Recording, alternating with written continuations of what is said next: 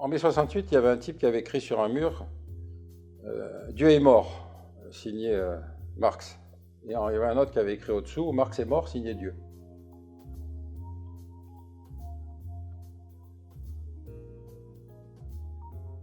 Alors, bon, je voudrais traiter rapidement d'un sujet auquel j'ai consacré un bouquin d'ailleurs qui s'appelle Avec Dieu on ne discute pas, sur les radicalismes religieux.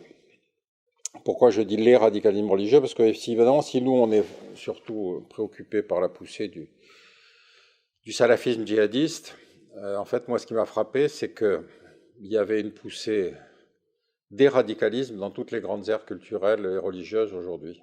Tout le monde est d'accord aujourd'hui sur le fait qu'il y a un retour du religieux, mais moi ce qui me frappe, c'est qu'il y a surtout une poussée du radicalisme.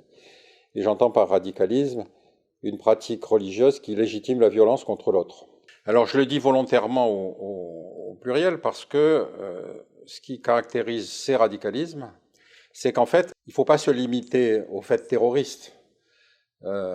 Toutes les formes de violence, qu'elles soient terroristes ou qu'elles soient armées, c'est-à-dire l'envoi d'une armée d'invasion, sont des formes de violence qui ont pour but, pour l'essentiel, de formuler en termes théologiques une violence contre l'autre. Moi, j'inclus donc là-dedans, si vous voulez, évidemment, une des composantes que je trouve importante aujourd'hui, qui sont les néo-évangéliques américains, puisque les néo-évangéliques américains, à côté des néo-conservateurs américains, ont ceux qui ont légitimé la guerre d'Irak, l'Afghanistan évidemment après le 11 septembre, mais surtout la guerre d'Irak. Pourquoi j'insiste sur la guerre d'Irak? Parce que la posture théologique des néo-évangéliques américains était de dire leur préoccupation première, c'est la constitution du Grand Israël.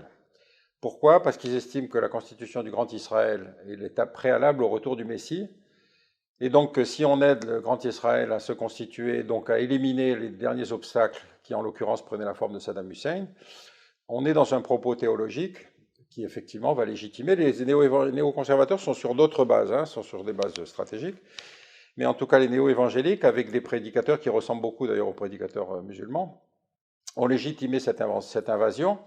Et encore une fois, ce n'est pas parce que ça prend la forme de bombardement aérien que ça se différencie fondamentalement d'un attentat terroriste. Je prends volontairement le néo-évangélisme américain parce que c'est celui qui est le plus évident, en tout cas celui qui est le plus perturbateur. Il y a évidemment le salafisme djihadiste qui, lui, nous a directement frappés et qui trouve son origine dans une espèce de, dans la diffusion qu'a fait l'Arabie saoudite de ce qu'on appelle là-bas le wahhabisme, mais qui est exactement le salafisme, et avec, encore une fois, une légitimation de la violence contre l'autre. Mais à côté de ça, vous avez effectivement un radicalisme juif, qui pour l'essentiel d'ailleurs est un des points d'appui de la politique de Netanyahou et qui a évidemment pour but, encore une fois, eux aussi, de constituer le Grand Israël en exterminant, en poussant au départ et en pourchassant, en prenant des terres aux Palestiniens. Pendant longtemps, on a expliqué ces radicalismes comme une caractéristique des monothéismes. Bon, article 1er, il n'y a qu'un seul Dieu, c'est le mien c'est le bon. Bon.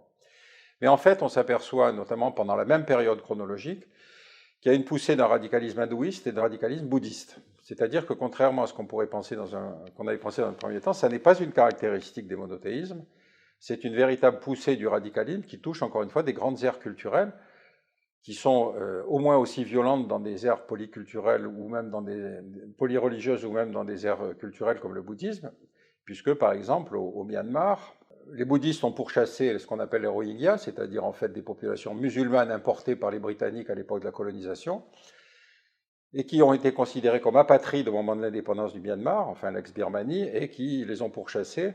Et donc aujourd'hui, vous avez 750 000 Rohingyas à la frontière du Bangladesh, dans des zones inondables, et ce sont des populations misérables que, évidemment, pour lesquelles on ne s'est pas spécialement mobilisé. Donc moi, ce qui m'intéressait, c'est le champ large, c'est-à-dire le fait que on est aujourd'hui dans toutes ces aires religieuses des pratiques, encore une fois, de légitimation de la violence, toutes ces violences étant, des violences légitimées religieusement et considérées comme vengeresses.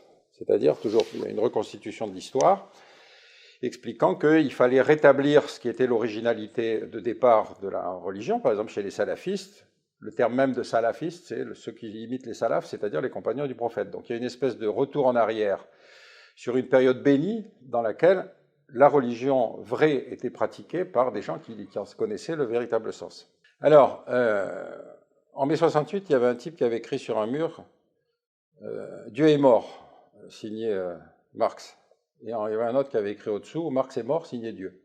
Et je crois que c'est celui qui avait écrit le deuxième phrase qui avait raison, parce qu'effectivement, ce retour du religieux se traduit non seulement par des pratiques plus évidentes, on le constate bien dans le monde musulman, mais surtout, encore une fois, par ces poussées radicales qui sont des facteurs de déstabilisation très importants. Ce qui est évidemment moins connu, ce sont ces radicalismes qui sont loin de nous et qu'on a tendance à voir comme des phénomènes exotiques. Mais si on prend, encore une fois, par exemple, le bouddhisme, c'est pas Matthieu Ricard et le Dalai Lama. Le bouddhisme, dans son histoire, a eu des moines combattants, y compris au Tibet. Les moines Bop étaient des moines qui défendaient les monastères les uns contre les autres et qui même d'abord se battaient entre monastères, essentiellement pour la ressource fiscale. Donc il faut sortir d'une imagerie, si vous voulez, qui pense que certains des représentants représentent la totalité. Par exemple, le Dalai Lama n'a aucune autorité sur le bouddhisme pratiqué au Myanmar.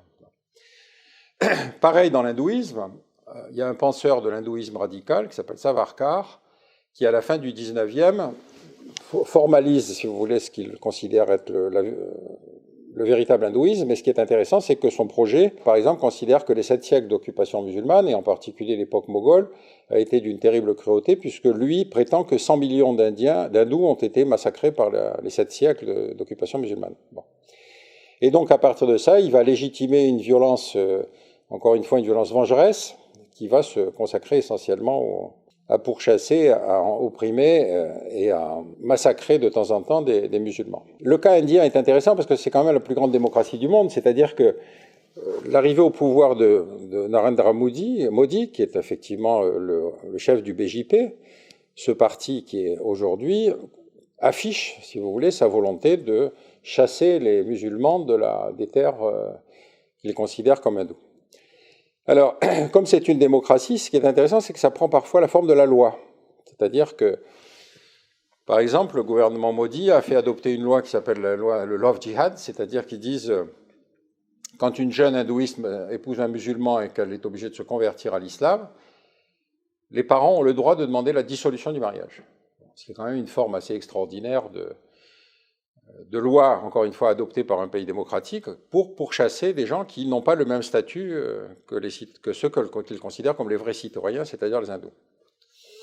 Deuxième caractéristique, ces radicalismes sont des phénomènes géopolitiques mondiaux, parce que si on prend par exemple le cas du bouquin de Rougidi sur les versets sataniques, quand l'imam Khomeini diabolise cet ouvrage, il va être suivi par 27 pays musulmans, qui tous vont interdire l'ouvrage, évidemment sans l'avoir lu, hein, c'est évident, parce qu'ils l'ont interdit avant même d'en connaître l'existence, simplement parce que une autorité musulmane, même chiite, avait considéré que c'était un ouvrage blasphématoire.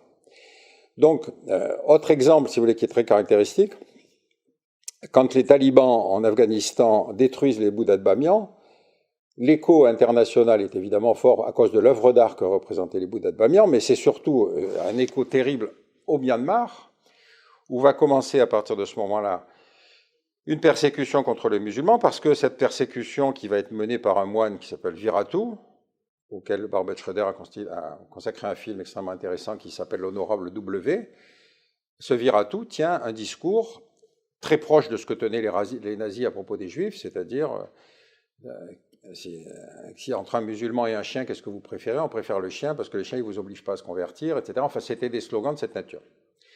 Et pourquoi ça a eu un écho encore une fois chez les bouddhistes? Parce que Bamiyan était un grand centre culturel bouddhiste avant les invasions arabes.